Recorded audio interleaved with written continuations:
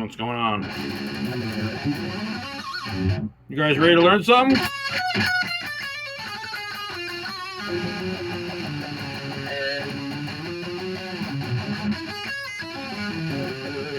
Well, that's what I'm going to show you today. 2-octave arpeggios. Let's get right into them because I have a lot to go over today.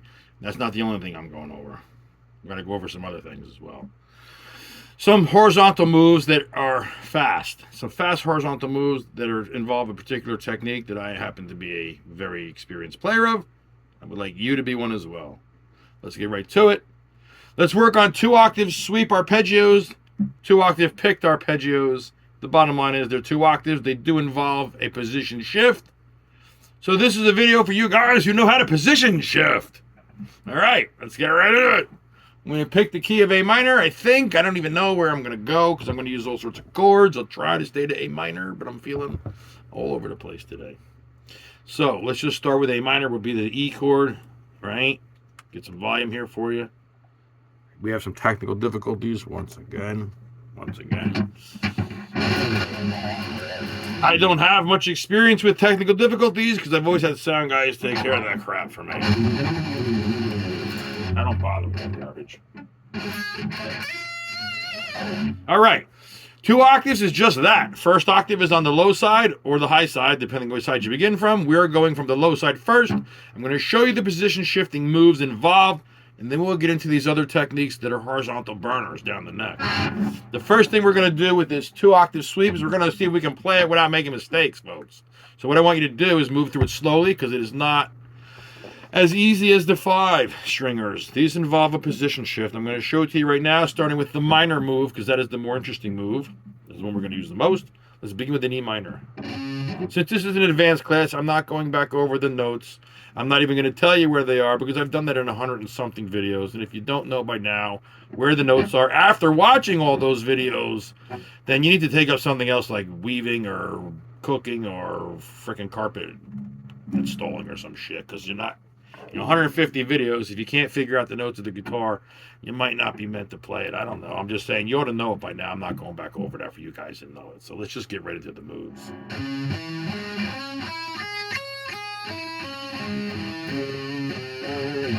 Yeah, there's a little harmonic minor move. You want it right there. Oh my gosh. More technical difficulties. Let's get this thing out of our way. So, yes, you can easily create the harmonic minor vibe if you just slap in a raised 7th to your E chord. However, you would not do that if you were in the key of A minor, right? You could, but it just wouldn't be part of the key. So let's be clear about that. You could do an A harmonic minor chord right to a D harmonic minor chord. I do it all the time. The theory is just what tells you what's in the key. Not that you can't go out of the key or mix stuff up from key to key. I mix everything. It's a big mess. So there you go. The E harmonic minor, E, G, B, E, G, B again. Pull it off to your octave. And if you want to go Phrygian dominant, get to the B, right?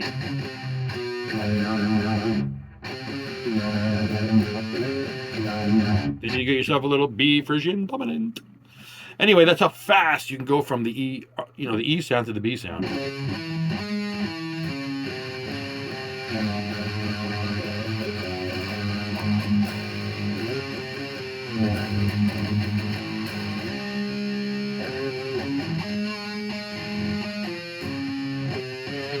Now you can just, if you see that, the G sharp determines major or minor in this chord. E, G, B is E minor. E, G sharp, B is E major. So if you want to convert this to a major octave arpeggio, you're just going to move one note over. You're moving one note in the low side, one note in the high side. So then it would be E, G sharp, B, and then E, and then the G sharp again, and then the B, then the E. And there, folks, is your position shift.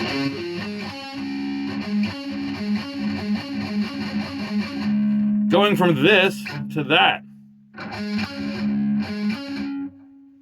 That's what you're practicing. From this to that to realign for that next octave. And when you're coming back the other way, you leave this down until you get this on the B note, and then you reline for the rest of the chord. That is the position shift. It's in the other video. So if you don't know the position shifting moves and you're not familiar with all of them yet, and you aren't smooth with them, then repeat watching that video until you can get them down, because that video really takes care of all that for you. I made sure I got that video done early on so that I could keep referring back to it for you, because that is one of the most underrated exercises and skills of all time in guitar land. If people that want to play fast are struggling to move through boxes and keys and up and down the neck, then you're lacking the position shifting skill. It is huge, and you can spot players who don't use it. It's a newer technique. I don't know. I'm not laying claim to inventing it. I am going to say that I don't know anyone else teaching it on the internet. I don't know anybody else that explains it. I do know players that use it, like John Petrucci uses it, Michelangelo uses it, Rusty Cooley uses it. The fastest of all the fastest shredders use position shifting. But if you've noticed, which I'm sure you have, no one, not a one of them, is teaching you what position shifting even is. I do, because I care about your playing, and I want to be the guy that shows you something that no one else is willing to show you. And so watch that video that I have. It's when your channel pops up, you can find it. It's right there. How to position shift or whatever it's called. It is a so underrated video. The skill that's there. If you don't have it, you're just lacking huge skill. And anybody else who's using it, you stand zero chance of ever playing their music. So just so you know that. I'm not trying to disappoint you. I'm telling you the truth. You will never ever play anything by any of those guys if you can't position shift, because all their moves are going to shift. And if you can't move them around like they do, you're going to skip over that stuff, and then you'll be skipping over most of what they play. So John Petrucci's a freak. Guy isn't even human. I mean, geez, like, you're not going to play any of his moves if you don't position shift. Same thing with Badio. The guy's a freak. Is he even human? I mean, he has a mother. She passed away a few years ago, so we know he's human. He's got a mom. But the guy plays like a god, right? I mean, geez, his arpeggio work is second to none. But they don't show you how to do all that. And that's what I show you here. So what they're doing is called position. I call it, and I've heard it called position shifting by me, and I don't know, maybe somebody else. I call it that. I honestly don't know who else calls it that. I don't know who else teaches it. I don't even know if it's a real term. I just call it that because you're shifting from one position to the next. And no one teaches how to do it. I figured it out by myself, because I was like, how on earth do these guys play like that? How do they get that level of ability? I mean, you want to get past rock guitar technique, you need to get into shredding technique. And that is one of the biggest shredding moves I've ever developed. Position shifting. I highly recommend it to every single player who plays up and down and plays in a box. You need to position shift. All right, now that I've said that enough and we can get off that, you've probably already fast forwarded through it.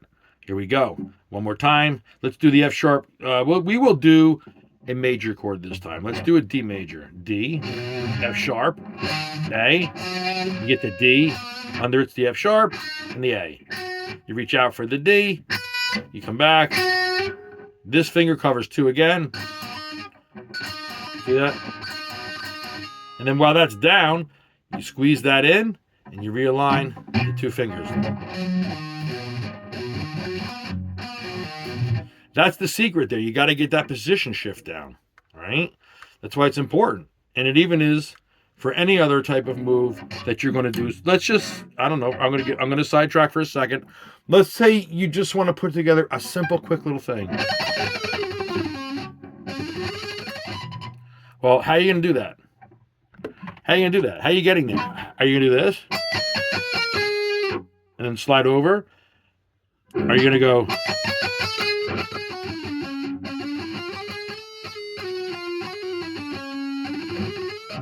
What are you doing? How are you getting there?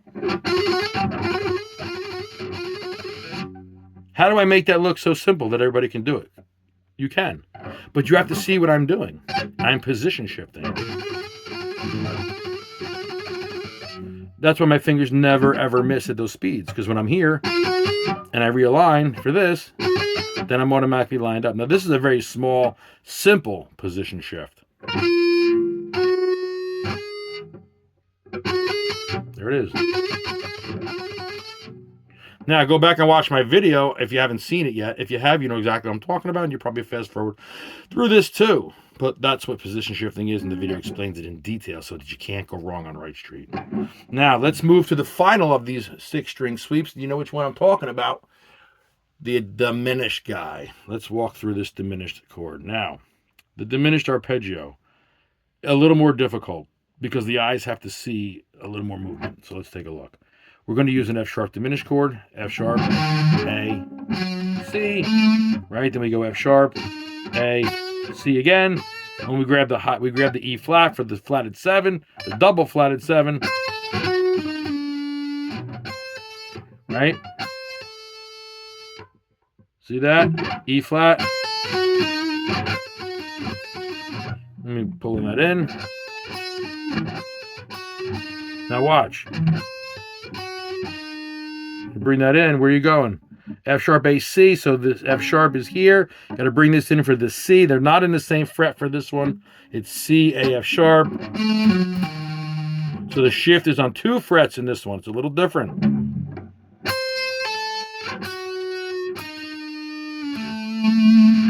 See that little move? Pinky to first finger. So your move now is these 2 fingers have to kiss. All right, so you got to go. What I suggest you do is you pick them both up and down, and you keep one on, you practice only having one on the guitar at a time. Because that's the move you're going to do. You're going to be here going to that or here going to that. There's never going to be both. They're never on a guitar at the same time in the position shift. Let me be clear about that. They look like they are, but they're not. Look. They don't stay on together. None of them do. See the E minor one here? They jump. One jumps off before the other one gets there. So you're only having, again, 1 finger on the guitar. You're never having 2. And in this position shift, I've gotten a lot of people that have commented to me over the years, or my students when they come back and I see them again, they show me the shift. I'm saying you're doing it incorrectly and they don't understand what they're doing wrong. So now I'm showing them. So I'm going to show you what the common mistake is. The common mistake is to go slowly and think, oh, I'll just put the 2 fingers in the fret together. And then you do that. Don't do that. Because you know why? Because you're going to build that bad habit. And we don't want you building a bad habit because it's going to take you more than twice as long to fix that habit. And while the other guys are just rolling by building the skill, you're back there fixing this habit from when you were doing it all slow like. So don't do that. Don't ever, ever put 2 fingers in the same fret. Put them down, I should say, at the same time. Do not ever do that. You don't come from my schooling if you're doing that, because I'll never admit that I taught you that. You never do that. You keep them one at a time, you jump. You practice the move I show you in the other video. I show you a very simple way how to cover that and how to master this stuff. My opinion is, if you can play guitar already, and you put in, I don't know, 20 to 30 minutes every single day, 7 days a week on position shifting, in 2-3 months, you are flying through that stuff. It's plenty of time to teach your brain what to do with it. But there is a level of consistency that has to take place to get that position shift down. Otherwise, you fall short on the amount of time it takes to learn it, so you kind of get it down, and then you don't finish putting in enough time, and so it stays with needing more development. And let's just say you need 10 hours in a row straight with it, and you keep putting in 6 or 7, you're falling short those 2 or 3 hours, and until you get 10 straight hours, it's going to fall short. So what I'm saying to you is there's a point where you have to figure out if you're putting in enough time to make the progress, because if you're not really getting it down, if you start to make progress and then you stop and it doesn't seem like you're mastering it yet, it's because you need more time on it. You need to put in more time, more intense time And don't give up until you've got it down. Then say, okay, I can play this thing. I don't have to practice it as much anymore. But in the beginning, you're going to have to figure out how much time it takes to get that shift down. That might be 2 hours a day, an hour a day, 20 minutes every single day you play. Who knows? But the point is, this is a brand new skill you've never had before. You've never seen it before. I know you haven't, because I don't use it anywhere else. And if I'm not using it anywhere else, you're not using it anywhere else. Well, this is where it's at. It's for these 2-octave sweeps, for this position shift. And if you want to rake through chord progressions, box patterns rather, and you want to run around and play all nilly-willy, well, that's what you have to do. Position shift.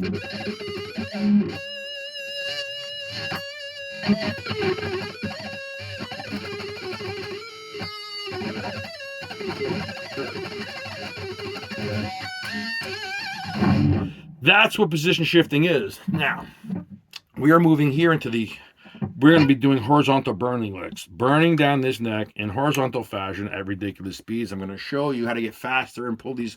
This is a favorite Yngwie move of mine. I'm a huge Yngwie fan. Technical difficulties once again. So, I'm not even afraid to say it. I played a lot of scallop strats growing up. I scalped out every single Stratocaster I ever owned in my entire life. I refuse to play one that is not scalped out. It's me. And if I ever get around to buying another Strat and I scalp it out, I will show it to you. I'll walk you through the process a little bit, because I scalp out necks for people. And if you really want a hot neck and you want it scalped out for a maximum vibrato, I'm the guy that could do it for you. But if you live in New Jersey or around me, hey, well, then I'll do it for you. And it's not cheap, by the way, so it's a lot of time involved. But I used to do all my own guitars, and if I buy a Strat, I will do one again. And I've already explained to you why I played the largest fret you can buy, because it's like scalping it in the reverse direction.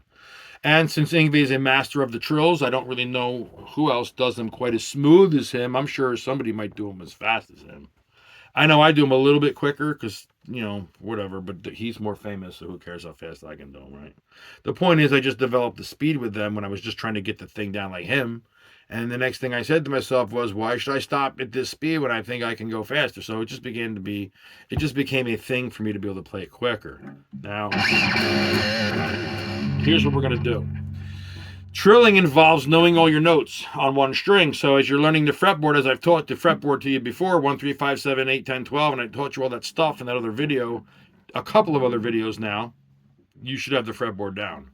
So I'm going to use the key of A minor because it is one of my favorites. I love it. It just happens to be, I learned A minor the best when I was a kid, because that's when I studied Yngwie, and he always played an A minor on the first couple of records, I imagine, because when he was a kid, he wrote all that stuff for those first 2 records. And naturally, A minor would be the easier key when you're learning to play guitar. So he must have learned, I imagine he learned A minor first and the strongest when he was first writing, because a lot of his material is in A minor. And so I learned A minor. And I used it when I was memorizing my fretboard because, again, like I explained to you in some other videos, you don't pay attention to the sharps and flats. You never do. You always just look for the natural letters, and that would be the key of A minor. So I studied A minor up and down until I knew it inside and out, and that's where I'm going to be using these trills today because I love the way they sound. They don't sound too sweet, and they have a darkness to them, and I like that. So that is why I use it. And now, as an adult, I use A minor because of the sound. All the keys, I just want to explain something to you. They all have the same exact sound, only they're moved 1 fret over on the guitar, right? The F key is everything from F back to F, and then the F sharp major key is the same exact thing, only it's 1 fret over, so everything is just moved over 1 fret. But it's all the same. And that goes for the G key, and then your A flat key, and then your A key, and then your B flat key, and then your B key. They're all the same key, only every single key is 1 fret higher than the rest. That's all the difference is. That's it. There's no difference. It's 1 key in 12 spots for 12 pitches. So let's be clear about that, okay? So I like A minor because of where it sits in the level of the 12 keys. I like where it sits. It's not too high. It's not too low. It's got a darkness that I like. So we're going to use that key today. And that's why I just wanted to explain to you that the keys are all the same. They all sound the same. You're not going to get a sound out of one. You're not getting out of the other one. It's just that one's higher up on the neck. If you want to play all the way in the key of E major and begin all the way up here, well, then your key of E major is an octave higher than the key of E major you begin at the opens down here at 0. So it's the same key though. And so then you would say to yourself, wow, the key of D is much higher in pitch than the key of E if I start the E key way down here. Or you could say that the key of D is a much higher pitching key, has a higher pitch to it than the key of G. G begins down here. D begins up here. So looking at the D Ionian box, you would say, wow, it's a higher sound here than in G. So if you didn't want the low sound of G, you would come to D and use the D sound. You get a much higher sound. The keys are all the same, just they're one fret over from each other. That's all it really is. But I'm going to use A minor, and here we go. So the first thing I'm going to do is I'm going to show you that there are two different sounds, or it has two different feels. Let's go with the bridge first and show you that. Right? So what is a trill? It's just two notes played the same repetitively. And if you're wondering how I got fast with my trills, here's how I got fast. I'm no magician, and I am nobody special. It takes me a very long time to develop skill. But this is what I use. Now, I'm just going to give you a quick little example why we use this thing.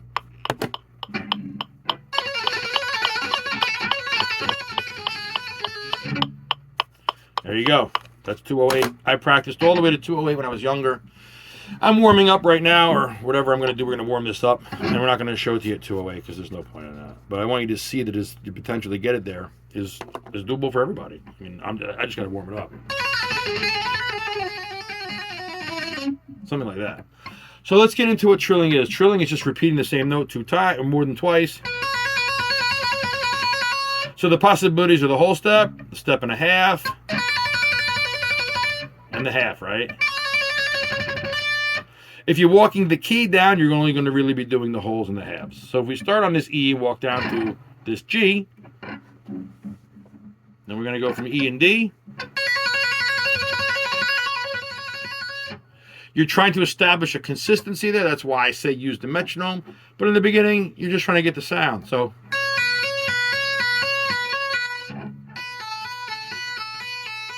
I would pick the same number every time.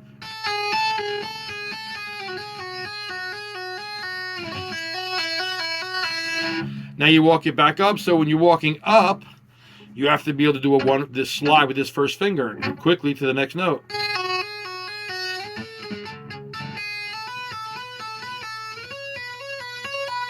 So part of the trilling sequence, this part of the skill, is moving a whole step with the first finger up or down and landing in the right spot quickly. Because when you move a trill, look how fast you're moving. You're going to move as fast as you can. That's how the move is done. If you do it slowly, that's just practice. It's not going to sound very nice. You hear that? We don't want to hear the slide. So when you're practicing it, yeah, you'll hear the slide because you're just beginning.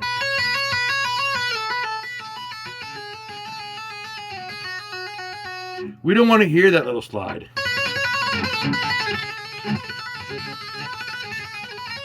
We just want to hear the move. We don't want to hear it's not part of the move. That's inadvertently left over from the move.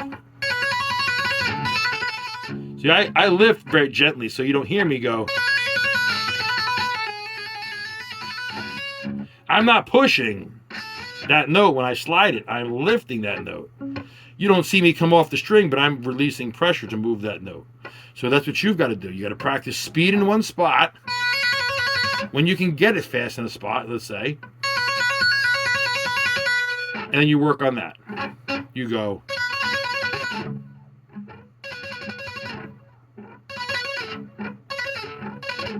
Now I like twos because they're tougher. I have to be warmed up to do twos because twos are quicker. The shifts are quicker. The longer you sit in the spot, the easier the move is. Right? Versus twos are tougher. And I got to be really warmed up to pull them off. So I won't even really be doing them unless I'm, halfway decent at them to show them to you.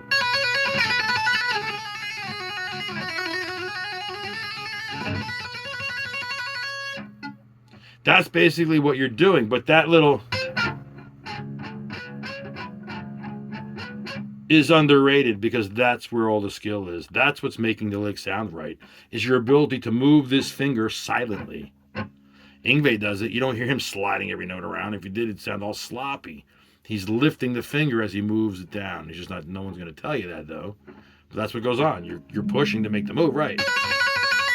But you got to understand something. The technique of this requires you to squeeze this together to make the note, right?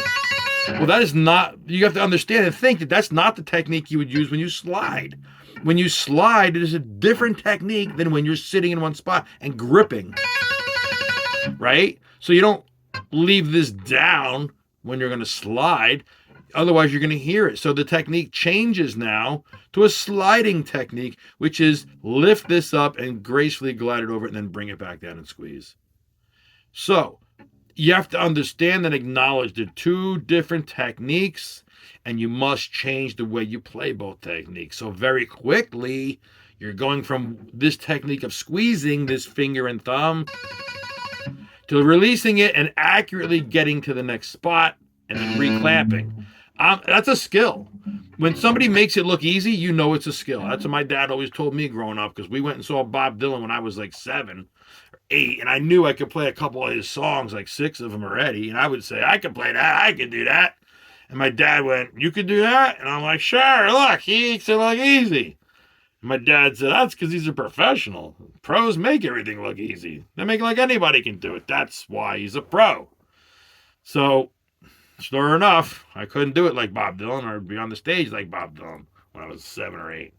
But you get what I'm saying. So there's a method to the madness. It's not just squeezing it and sliding it. You got to squeeze it, release, and bring it back again, because you don't want to hear that slide. And then all you do is just practice the string. Now, I'd like to put things into patterns because patterns are more fun. So let's take a little look. There's 3 down, I bring it back 1.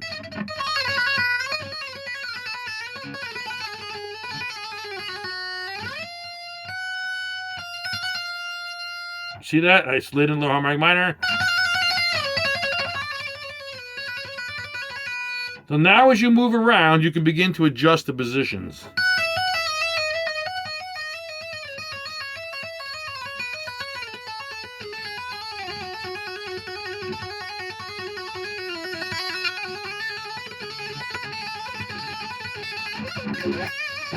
And you can try all sorts of different things, like a...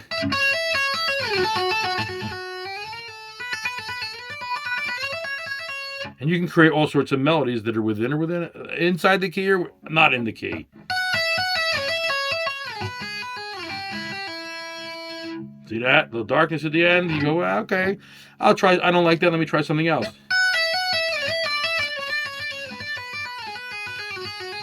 You just try different stuff. Now you can put a particular pattern together.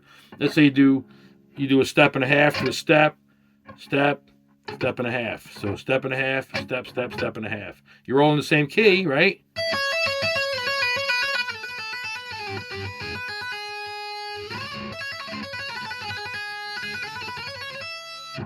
Different sound. You're trying different things. You might try a bunch of half steps.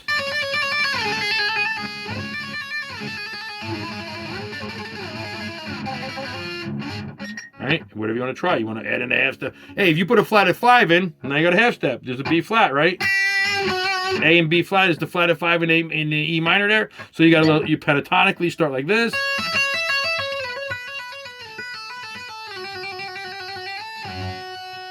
And you get a little blues action. Don't forget, if you're in E minor, you're skipping over to C.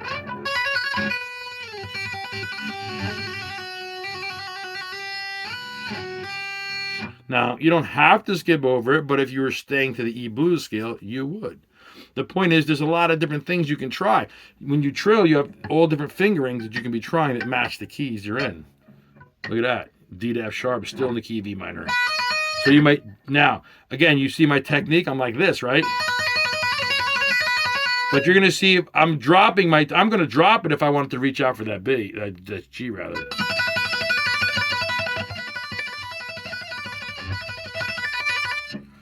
And I would sit on a metronome and I would just practice going like this. Let me throw a metronome on it at medium speeds for some of you guys who are at medium speeds.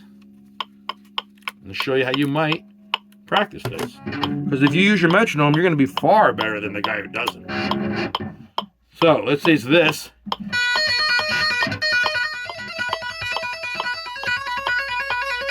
right? So you get your...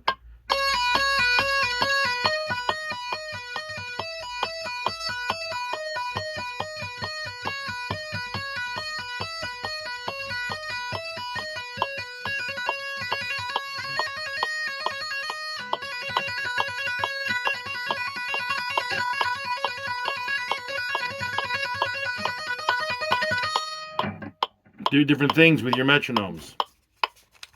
So you can practice it with the metronome. It'll get a little faster. It's timing it to the metronome is where you got to find your spot. But the bottom line is that's what you're doing. Right? Now, when you know how to use a metronome and you're using one all the time, or if you can just keep time, then you don't need the metronome. It's only there to build the skills. So if you wanted to get faster than you could without the metronome, then you would say, hey, this is how fast I can do it without reaching, by myself. And then I want to get on the metronome and do it. And that's basically what you're doing. You can do this on the low strings too. Just different things you want to do. Guys, there's a couple of techniques that you can practice getting good at. They are used in all sorts of materials. Some of these skills are a little more modern, and we don't see them as much in 70s and 80s music, but they are here in today's music. So as music progresses, so should your skills. Good luck practicing. If you have any questions or comments, leave them below. Thanks.